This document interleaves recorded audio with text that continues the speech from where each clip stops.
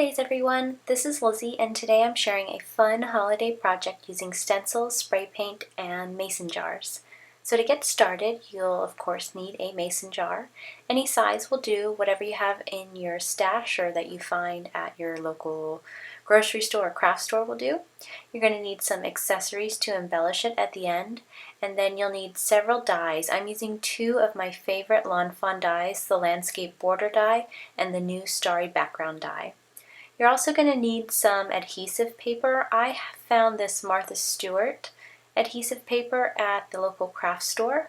You could use, though, whatever you had. The thing I like about this adhesive paper, though, is that it comes in one long roll, and so you can cut it exactly to the size that you need, which is nice.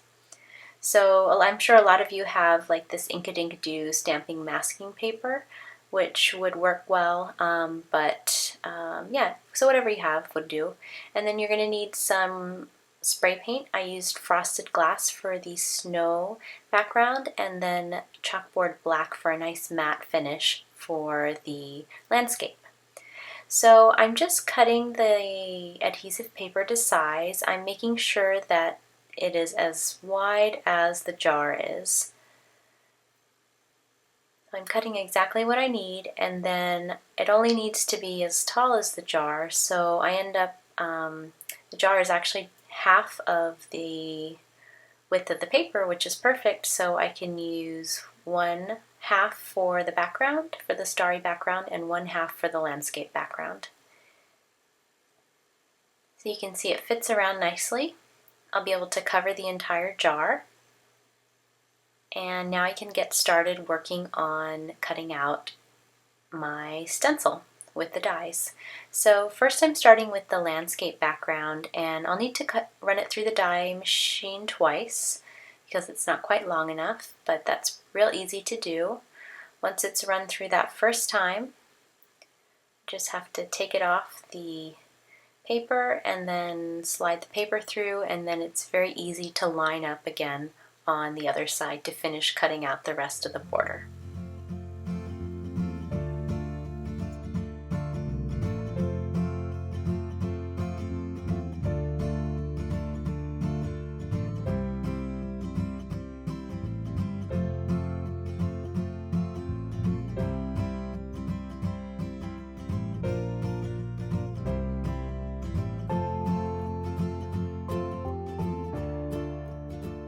So after the landscape stencil was cut, I used the starry backdrop die to cut the snow stencil.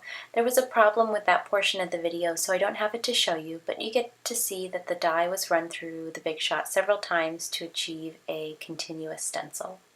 So as I apply the stencil to the jar, I'm trying to pull it tight across the jar and firmly press down on the edges. Because the jar is textured with words, it's difficult to get the stencil to sit completely flush with the jar. This results in an imperfect stenciling, but it didn't really bother me since it's snow and still conveys the look of snow. However, if you did want a crisper impression, I would use an untextured jar. So once I have everything as adhered as I'm going to get it, I'll go ahead and use the frosted glass spray paint and take it outside to spray paint it. So this is the result. You can see it gave a nice snowy appearance to the jar, and the spray paint said it takes about 15 minutes to dry, about 24 hours to cure completely, so I was just a little bit nervous to apply the adhesive for this landscape die. I didn't want it to peel off the frosted glass paint that we had just put on, so I used a paper towel to sort of protect it a little bit, and then I will apply the landscape stencil over that. And again, I'm just taking care to really press down those edges so that the paint won't seep through.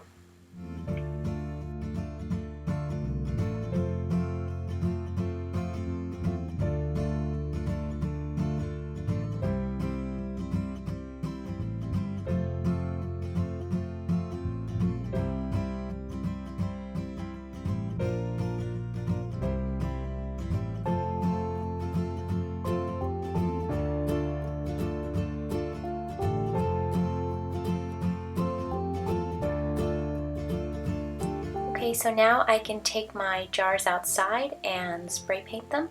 And then the best part, of course, is taking off that stencil. And you can see all the little trees underneath the stencil.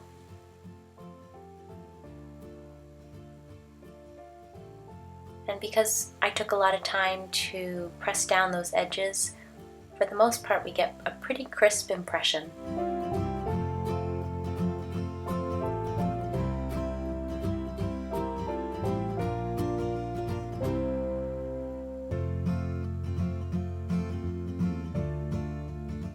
And then here is the jar with all the paint on it, and it's not quite dry, so I'm just going to let it dry some more. And then I had already gone ahead and done another stencil so that I could make more than one.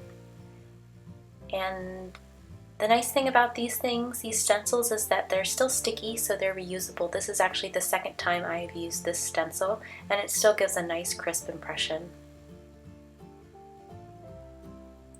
So I will just set those aside to dry for a little bit, and then I can go ahead and start embellishing them. So I've taken some peppermint lawn trimmings, and I'm just going to wrap it around the edge just to give it some extra sparkle.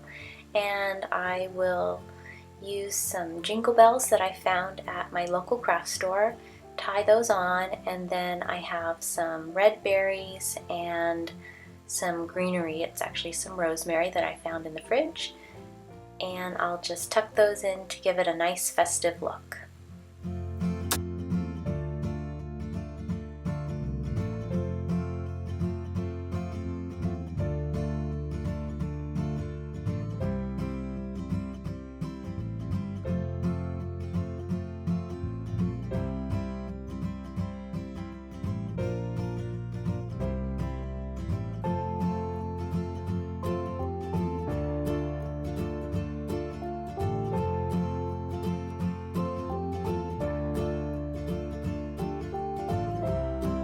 So here are the finished jars with some tea lights in them.